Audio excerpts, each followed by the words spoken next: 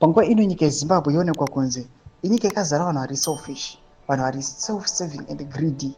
Pari kuonekwa kunzi Boumshogeza achiita maatax aiwa kune zvigananda pamwechete nemutungamiri wenyika achimuaccuse of corruption.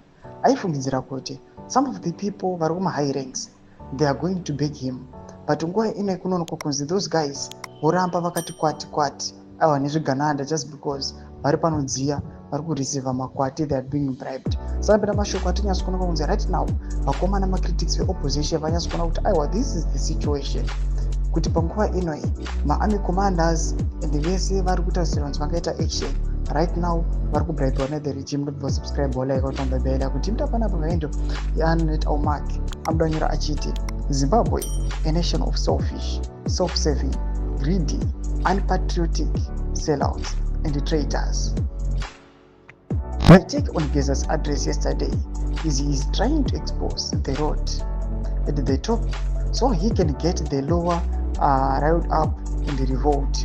I believe in the beginning he had hoped that some high-ranking will back him up to end, but ED being ED, he has bought them off, and the hope is now resting with those not eating from the Zvigananda's poison chalice.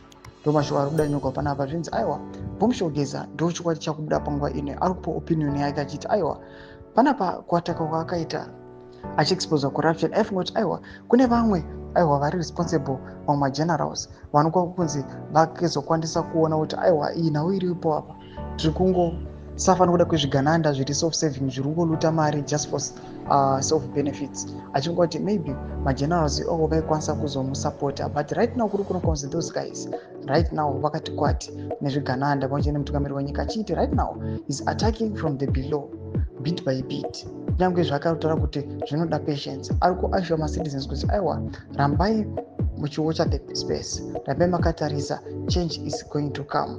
Panguva ino atikuona Boumshogeza ari achisimbisa kugara nyika yeZimbabwe achiti right now masecurity forces ake they are taking action. Mbudze mafunguro enyu muri kudii pamusoro pechitiko ichi? Ndakomesa section medu mafunguro enyu, subscribe, like, turn on the bell icon.